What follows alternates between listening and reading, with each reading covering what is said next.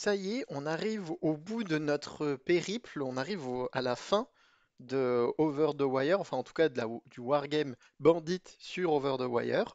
On va faire du niveau 27 jusqu'à la fin, puisque en fait, globalement, alors je vous avais dit ça dans la précédente vidéo si vous l'avez regardé, elles ont toutes la même thématique, c'est-à-dire que tout va concerner Git. Bon, je reviens là-dessus dans un instant.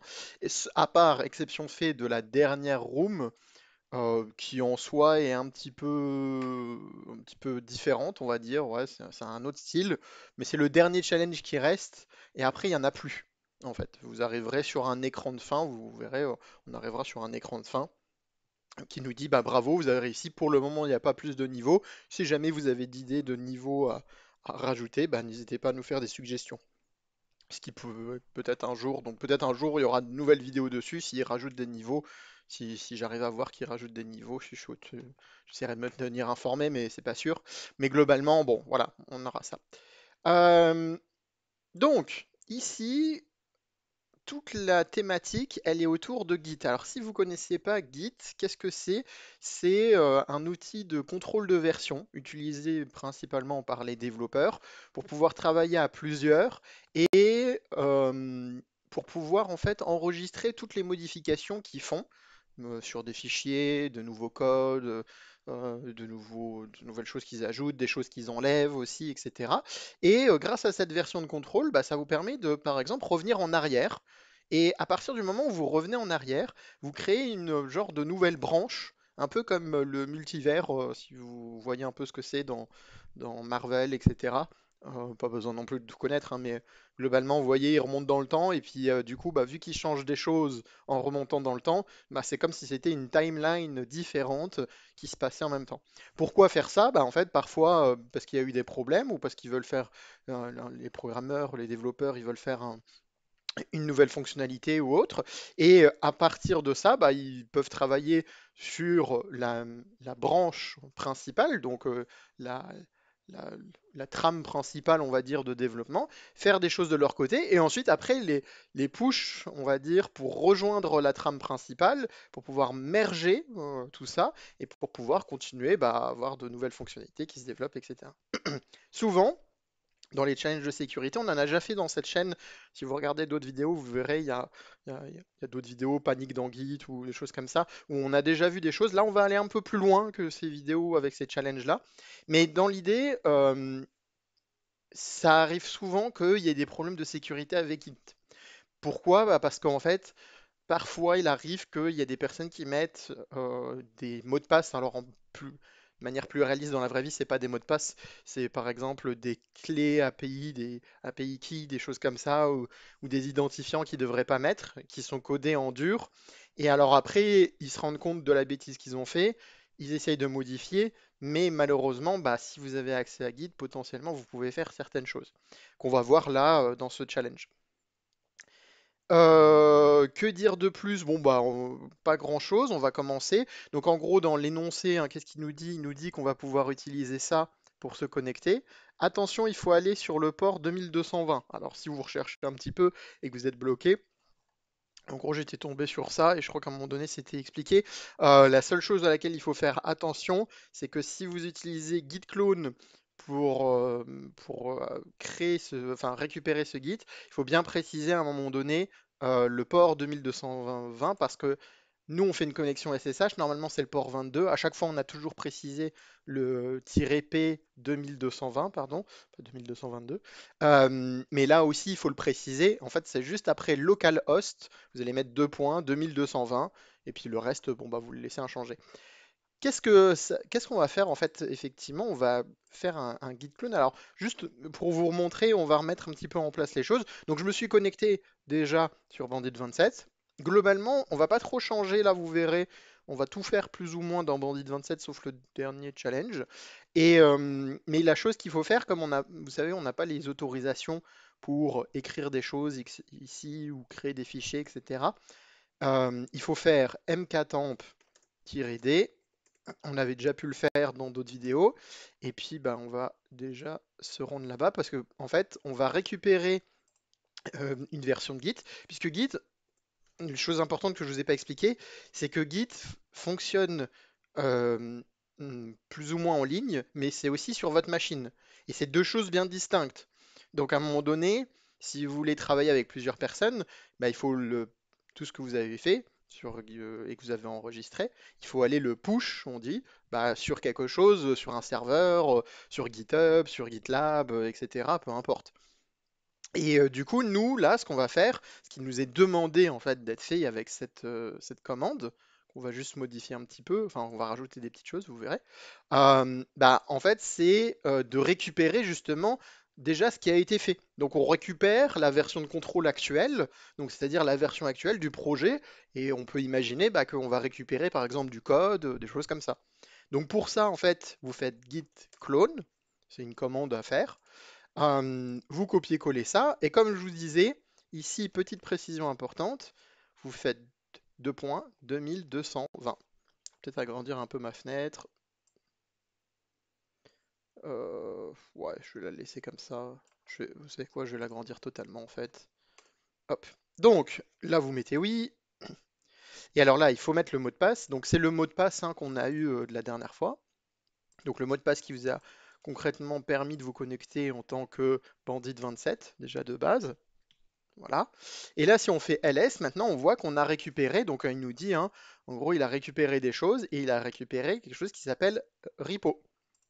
Donc un repository, c'est un endroit où il y a tous les fichiers, etc., qui nous intéressent. Là, pour le coup, c'est un peu une introduction, ce challenge. Donc ça va être assez facile. On va se rendre dans repo et on va regarder ce qu'il y a dedans. Dedans, il y a readme. Alors, en fait, on va souvent utiliser au moins LSA. Alors moi, vous savez, j'aime bien faire LA, quoi qu'il arrive, mais vous pouvez faire juste "-a", parce que "-a" donc vous permet d'avoir, vous voyez quand même, franchement, LSLA, c'est quand même beaucoup plus beau à voir que LSA. Enfin bon, bref, c'est moi qui diverge, mais vous savez que j'aime bien faire comme ça. Euh, et si vous regardez, alors il y a un fichier, hein, si on fait file readme, on voit que c'est un fichier texte, c'est du texte quoi. Et il y a un autre fichier un peu caché, enfin qui est caché avec un point Git. Ça, c'est un fichier que vous avez tout le temps quand vous créez un repo Git. Et c'est là-dedans, on pourrait rentrer dedans hein, pour regarder. Hop. Là-dedans, vous voyez, il y a plein de choses. Il y a les branches, donc ça c'est s'il y a eu des modifications et que du coup, bah, en ce moment même, il y a plusieurs branches en cours, donc plusieurs timelines, hein, si peut l'imaginer. Il y a aussi des logs, donc justement ça, on va l'utiliser un peu après, ça va nous permettre de retrouver un peu ce qui s'est passé. Et il y a plein d'outils, on va dire, dedans qui sont intéressants. Alors là, pour le coup, sur celui-ci, on n'a pas besoin de faire ça. En fait, ce challenge-là, il est un peu introduction à Git clone, donc c'est récupérer le travail global qui a été fait par une équipe, par exemple, ou par un seul développeur, hein, mais globalement que vous récupérez sur votre machine à vous. Et là, bah, en fait, donc on disait qu'on avait readme, on va juste lire readme et on a le mot de passe. Donc là, c'est un peu un challenge d'introduction, hein, donc rien de bien spécial, rien de bien compliqué. Encore une fois, même si on s'approche de la fin, je préfère garder les mots de passe ici. Alors, petite précision, parce que je sais que quand j'en ai parlé dans une autre vidéo, euh, à un moment donné dans la vidéo où il y avait des problèmes avec OpenSSL parce que le premier caractère c'était un K, etc. Moi je sauvegarde mes mots de passe, c'est pour moi, mais potentiellement si vous regardez la vidéo, il est possible que si vous repreniez ce mot de passe là, ça ne fonctionne pas. Donc je vous invite vraiment à plus reproduire ce que potentiellement je fais comme étape, parce que je sais qu'il change de temps en temps. Je ne sais pas à quel rythme il change les mots de passe, mais il les change de temps à autre, parce que j'avais pu voir entre autres avec ce problème du niveau 15, il me semble, hein, peut-être que je dis une bêtise, mais bon, c'est le premier, c'est le seul qui commence par la lettre K, donc ça doit être celui-ci. Et il y avait un problème parce que ça a commencé par la lettre K, donc potentiellement, enfin c'est pas un problème, hein, c'est juste quelque chose à adapter, mais un peu difficile. Mais globalement, je vous invite plus à reproduire le procédé qu'autre chose. Donc on a le mot de passe, donc on va pouvoir en fait techniquement se connecter. Moi, ce que je vais faire, c'est que je vais pas me connecter. Alors, c'est un peu original. En gros, là, on avait notre fichier repo. Je vais le supprimer. Alors, je fais rmrf, hein, repo, parce que dedans, il y a des choses dedans. Parce que si vous faites juste rm repo, il va vous dire que non, c'est un dossier. Et à l'intérieur de ce dossier, il n'est pas vide. Mais comme ça, avec ça, vous êtes sûr que c'est effacé pour de bon, hein. On regarde là, voilà. Euh, Et en fait, on va tout faire depuis ici parce que je n'ai pas envie de m'embêter, déjà, premièrement. Première grosse raison. Et puisque, en fait, le challenge va reproduire toujours plus ou moins le même départ, c'est-à-dire qu'on va toujours utiliser cette commande, en gros, SSH, etc. Donc git clone espace SSH avec le port 2220 ici, hein, on va le rajouter à chaque fois, et le mot de passe qu'on a trouvé précédemment, quoi. Donc pas besoin en fait de changer à chaque fois, il y a juste besoin de récupérer tout ça. Donc on va faire ça, hop, et c'est là où les problèmes vont commencer. Donc git clone, hop, donc encore une fois je change comme ça, hein, c'est un peu long, pardon, mais j'aurais dû faire autrement peut-être, mais c'est pas grave. Yes.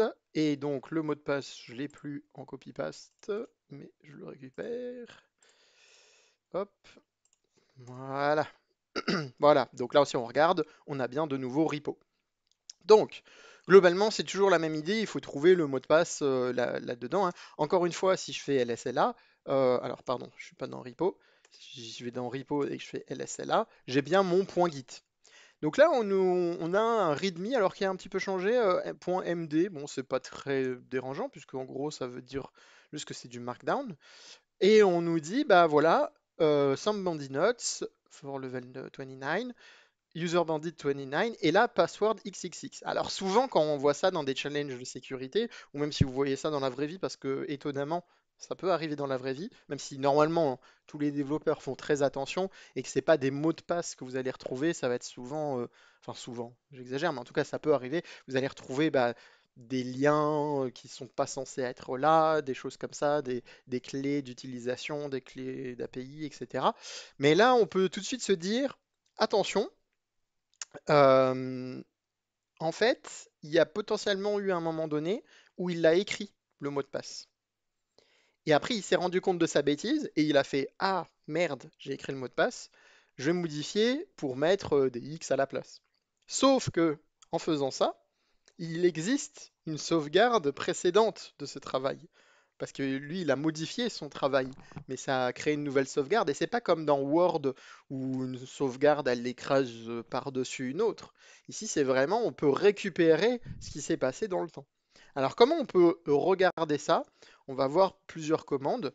D'ailleurs, petite, même si on reviendra dessus, parce qu'à un moment donné, on va en parler, si vous regardez sur le site d'Atlassian, je sais pas, LearnGit, des choses comme ça, hop, je sais pas, on va dire ça. En fait, ils ont des guides pour Git et pour GitHub, en fait. Enfin, Git de manière générale. GitHub, c'est un site internet de partage de versions de contrôle, on va dire.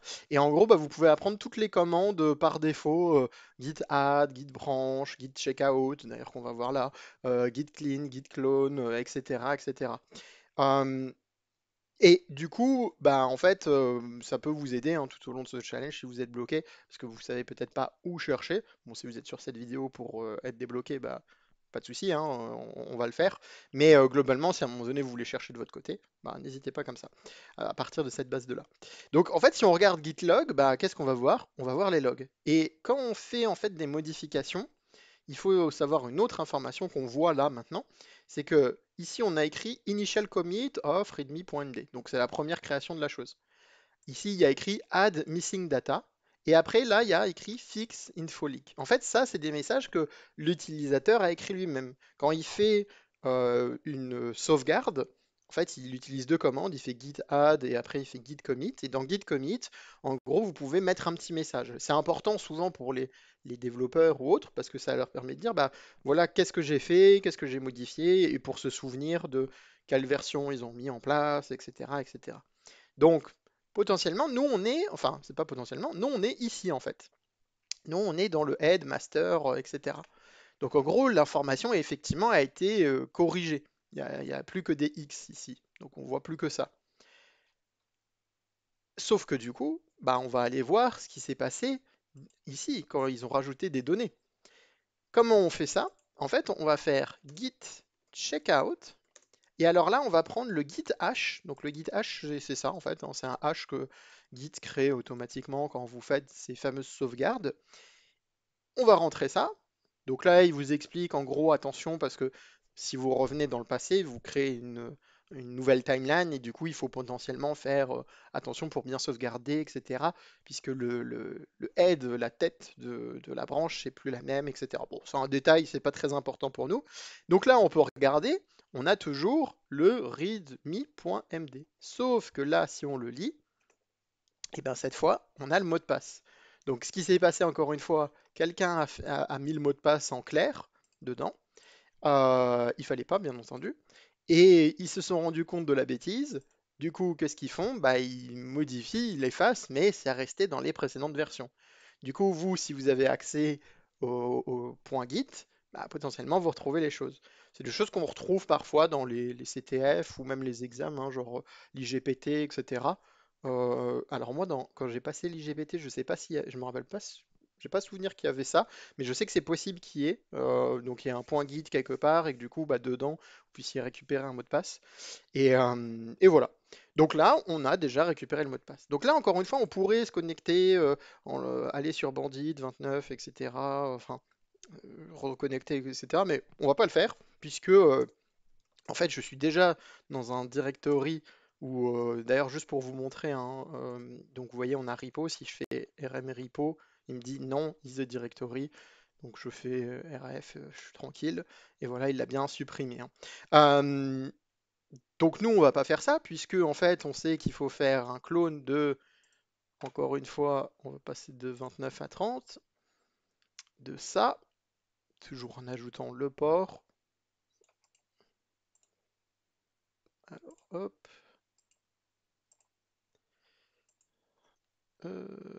hop, 2220. Yes, et puis bah, ça va être le mot de passe que j'ai plus en copier-coller du coup. Et comme ça, on va se connecter et on va pouvoir en fait récupérer encore une fois un nouveau repo. Donc on est resté toujours dans Bandit 27, hein, mais c'est pas pratique puisque en fait on s'en fiche de se reconnecter. Après il faudrait refaire M4 temp-D, etc., etc. Ce serait une perte de temps donc c'est pas intéressant. Donc on retourne dans repo. Encore une fois, hein, si on regarde, hein, il y a toujours notre point Git, hein. Vous voyez vraiment, hein, LSLA, c'est quand même supérieur en beauté. Mais bref, donc là, si on fait le 4,5, qu'est-ce qu'on a? On a une note intéressante où on nous dit donc l'username, comme tout à l'heure, mais par contre, on dit password, no password in production. Alors, là, c'est intéressant parce qu'effectivement, si on essaye de faire exactement la même chose que ce qu'on a fait tout à l'heure, on va pas trouver d'informations. Si on fait git log, en fait, on pourrait aller, hein, ici dans cette branche-là, mais ça marcherait quand même pas. En fait, on trouverait pas de password. Pourquoi? Parce que là, il y a un détail important. In production. Alors, je suis pas développeur non plus, mais je sais comment ça marche. J'ai travaillé dans des entreprises avec des développeurs. En gros, vous avez l'environnement de production, mais vous avez aussi l'environnement de développement. Et du coup, c'est deux choses bien distinctes. Là, sur Git, comment ça se représente, c'est aussi des branches parallèles différentes les unes des autres. La prod, c'est pas la même chose que les tests que les développeurs ils vont faire, quoi. Parce que justement, ils sont en train de tester ou ils sont en train de développer des choses, ils vont pas tout de suite le mettre en prod parce que sinon ça peut tout faire exploser et puis finir avec des problèmes si un client utilise quelque chose quelque part, quoi. Du coup, comment on fait? En fait, on va regarder du coup les autres branches, où elles sont. Et quelles sont-elles? Donc ça, il y a une commande, hein, que il faut, j'ai envie de vous dire, il faut presque la connaître, hein. Vous allez la récupérer. Alors je crois pas que je l'ai ouvert ici, mais là-dedans, en tout cas sur Atlassian, vous allez retrouver plein de commandes, hein, git fetch, git init, git log qu'on a pu voir, git clone qu'on avait vu tout à l'heure, etc., etc. Et en fait, bah, vous pouvez rechercher sur le site, hein. C'est comme ça que vous allez trouver les commandes potentiellement. Là, nous, on va faire guide branche. Et alors, il y a une option "-r" qui nous permet de voir que, effectivement, il y a plusieurs choses. Il y a le head qui est le master, donc qui est la branche maître, on va dire, qui du coup est considérée comme la production apparemment. Et après, on a aussi exploit dev et dev. Du coup, ça veut dire quoi? Ça veut dire qu'effectivement, ils ont peut-être pas mis le mot de passe. Ils ont été malins cette fois à l'intérieur de l'environnement de production, mais peut-être qu'ils l'ont mis quand ils ont fait le développement. Donc pour ça, on peut changer de branche. Alors on va faire pareil que tout à l'heure, git checkout, pour changer de branche. Et là, on va mettre dev. Donc là, il nous dit qu'on a changé, on n'est plus dans la branche d'origine, etc. Donc si on regarde, on voit qu'on a des choses nouvelles, hein. On a même un CD code. D'ailleurs, je n'ai jamais regardé ce qu'il y avait dedans, mais je peux regarder. Voilà, tiens, c'est marrant. Qu'est-ce qu'ils nous ont mis? Gift to ASCII.py. Il y a rien dedans? Ils veulent pas? Ou less, gif. Alors, si j'écris bien less, hein, parce que forcément. Oui, hop, pardon. Ouais, bon, il n'y a rien. Désolé, c'est ma petite curiosité pour le coup. Mais en gros, donc, effectivement, on voit bien qu'on n'est plus au même endroit parce qu'on a code et readme, alors que tout à l'heure, on avait juste, je sais pas si je l'ai encore, on avait juste readme. Du coup, ça veut dire qu'on a bien changé. Et là, comme de par magie, on a le mot de passe, qui effectivement n'est pas dans l'environnement de production, mais qui est dans l'environnement de développement. Comme on a accès à tout, puisqu'on a cloné, hein, le repo, comme on dit, directement, bah en fait, on peut le retrouver, c'est juste qu'il faut bien changer de branche. Donc, on refait la même chose, on bouge pas. Git clone, on repart pour un tour, j'ai envie de vous dire, puisque toutes ces thématiques, ça va être ça, sauf la dernière room, qui est pas facile, hein, d'ailleurs. La dernière, vous verrez, est pas un peu particulière. J'ai mis un peu de temps, je vous avouerai, à trouver la solution. Si vous regardez la précédente vidéo et la vidéo en cours, je sais pas si vous regardez l'heure, vous verrez qu'on n'est pas à la même heure, hein. Donc, yes. Et du coup, on y arrive. Je vous avouerai que je suis presque sûr que je ferai pas de montage pour couper ça, et que vous serez obligé d'endurer le moment où j'arrive dans repo. Bon, on est dans repo, on regarde ce qu'il y a dedans, toujours readme, ok, très bien. Et donc là, on nous dit just an empty file, c'est mal écrit. Moi, alors, alors oui, c'est malin. Là, pour le coup, j'ai mis pas mal de temps aussi à le trouver, celui-ci, je vais être honnête avec vous. J'ai trouvé en regardant sur Atlassian, encore une fois, hein, c'est une bonne source. Et en gros, j'ai trouvé cette commande-là, que je connaissais pas du tout d'ailleurs, je n'avais jamais fait personnellement. Donc git tag, et bah, on va voir tout de suite ce que ça donne, hein, ça sera plus facile. Donc git tag secrète. Donc ça veut dire qu'il y a quelque chose, il y a un tag, hein, qui a été fait avec secret, et, euh, et du coup, bah, à partir de ça, eh ben, on va tout simplement l'ouvrir, et pour l'ouvrir, il faut faire git show. Et du coup, bah, on sait qu'il s'appelle secret. Donc on fait git show secret. Et on a le mot de passe. Alors ça, honnêtement, je vous avouerai que comment je l'ai résolu la première fois, parce que là je le fais en vidéo, c'est simple, j'ai cherché partout. Ensuite j'ai tapé Atlassian, Git, secret, etc. Et à un moment donné, j'ai fini sur plusieurs commandes. D'ailleurs, j'ai pas fini sur celle-ci en premier. J'ai essayé de les comprendre. Parfois, je les ai juste essayés bêtement, jusqu'au jour où j'ai vu git tag et j'ai fait ah, je connais pas ça. Et il se trouve que c'était la bonne chose, donc c'est parfait. Parfois, il faut brute force un peu la vie pour que ça fonctionne. Hop, ça me gêne ça. Voilà, donc du coup, bah, celui-ci est un peu facile, entre guillemets. Et je suis désolé, hein, mais on va devoir encore une fois faire les mêmes étapes de connexion, de déconnexion. C'est pas pratique, mais c'est la vie. C'est comme ça. Parfois, on souffre et vous allez souffrir avec moi. J'essaye de meubler, hein, comme vous l'entendez. J'ai pas grand-chose à dire. J'espère que vous allez bien. J'espère que vous mettez un like, vous vous abonnez aussi. Pourquoi pas? Et puis voilà, c'est un peu le moment gênant quoi, de la vidéo, quoi. Tuc. Ah oui, alors oui, alors si j'écris mal en plus ça va prendre un peu de temps. J'ai écrit gut, pas git. Yes. Je pense qu'il y avait sûrement un moyen de passer l'argument tout de suite avec le mot de passe, mais j'avoue que je l'ai pas regardé. Donc si des repos, parce que c'est toujours repo de toute façon. Et voilà, donc on est reparti pour le challenge. Cette fois toujours readme. Et alors là, on nous dit, alors là, c'est un, alors oui, je me souviens maintenant, celui-ci, il est un peu particulier.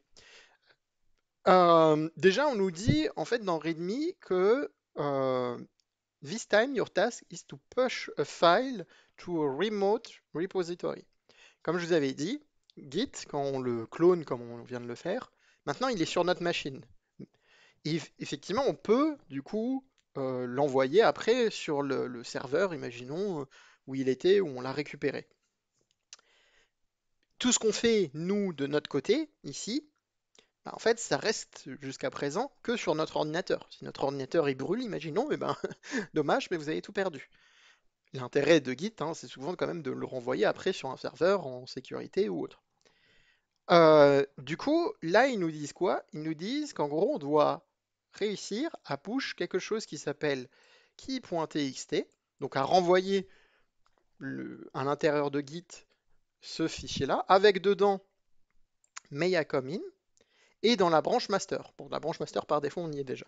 Mais bon, du coup, ça nous apprend à faire ce que font les développeurs, c'est-à-dire faire des modifications, les ajouter. Donc on va utiliser une commande qui s'appelle git add, et ensuite git commit. Parce qu'en fait, il faut faire deux choses. Git add, ça va vous le mettre un peu en genre de sauvegarde temporaire, et puis git commit, ça le fait bien. Et ensuite, après, on peut faire le push.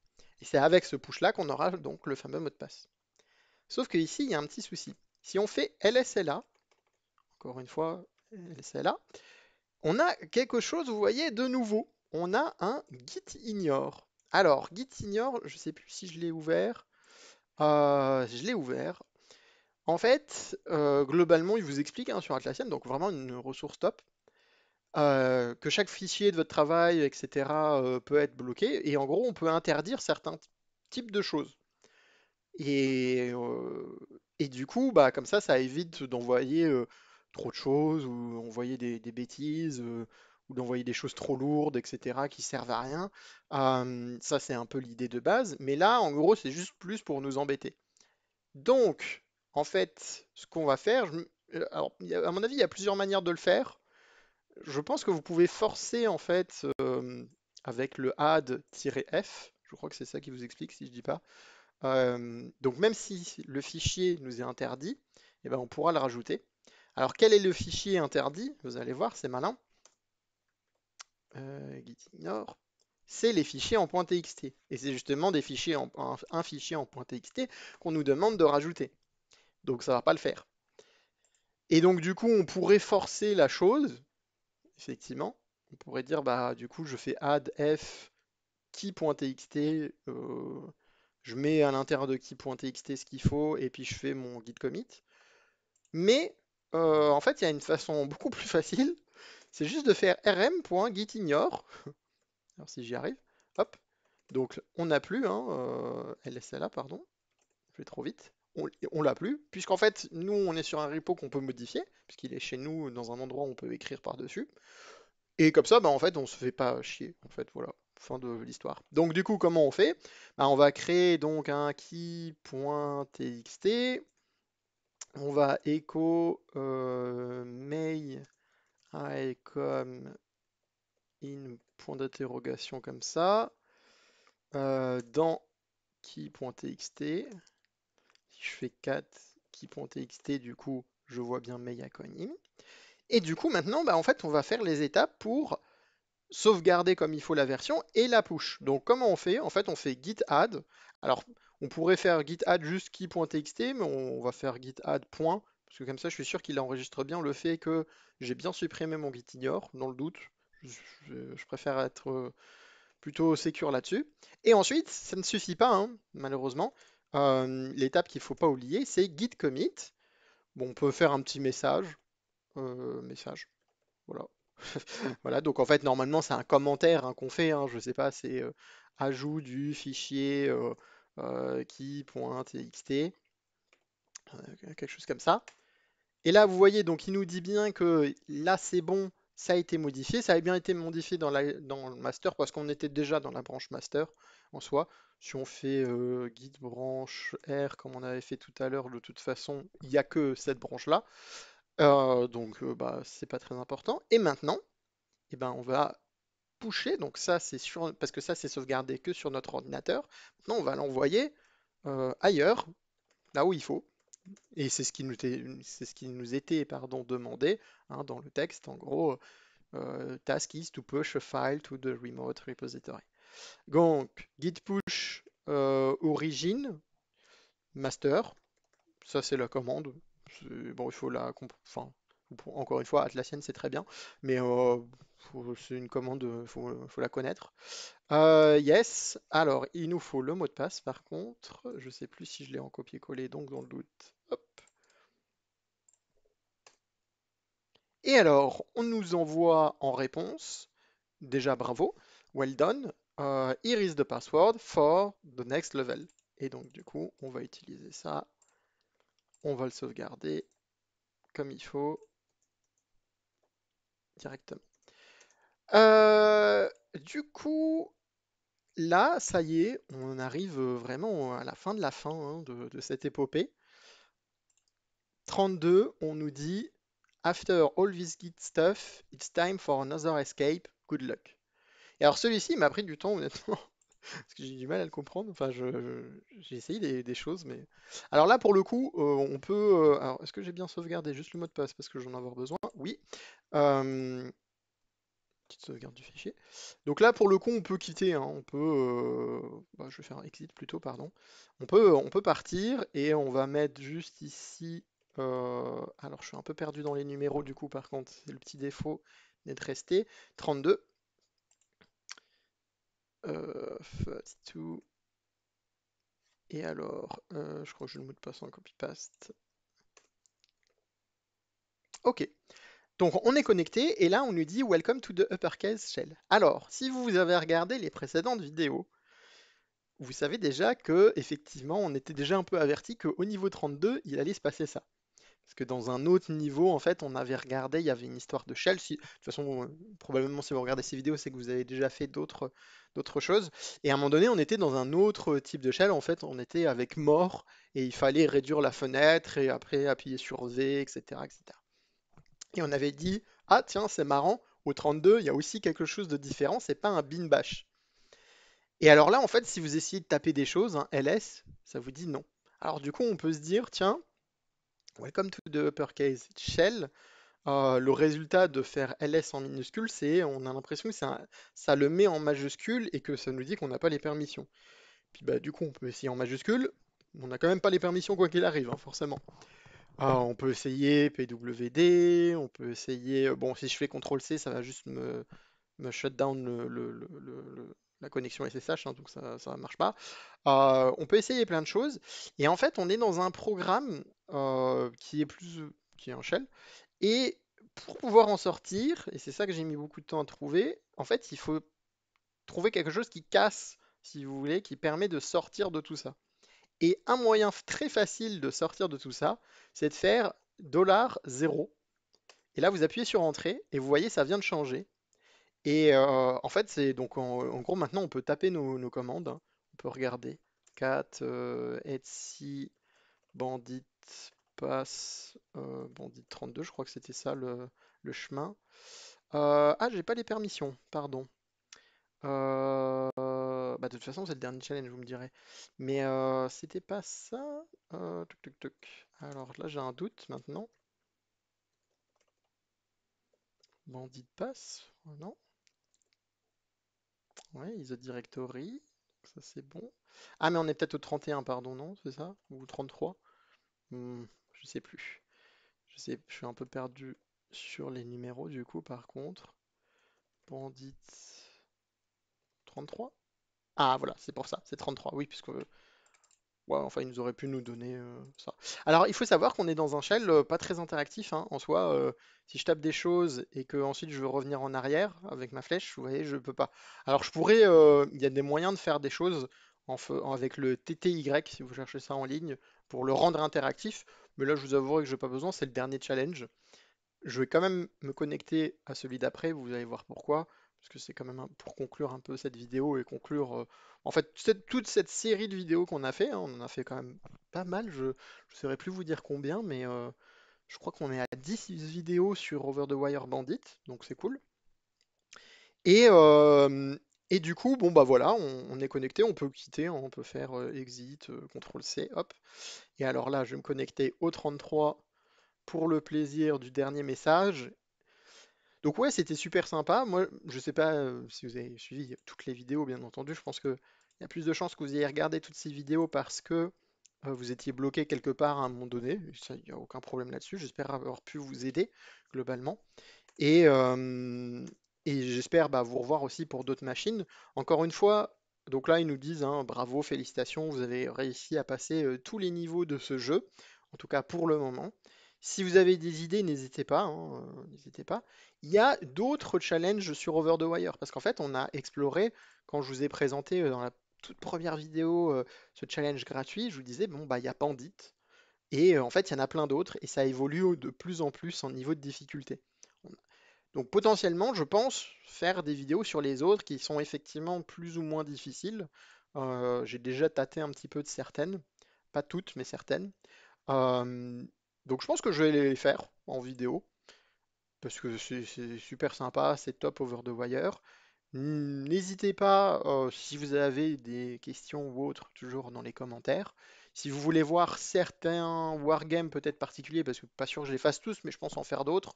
Entre autres, bah, je pense à potentiellement Krypton, qui est un petit peu particulier parce que c'est un peu de la cryptographie sur certains sujets.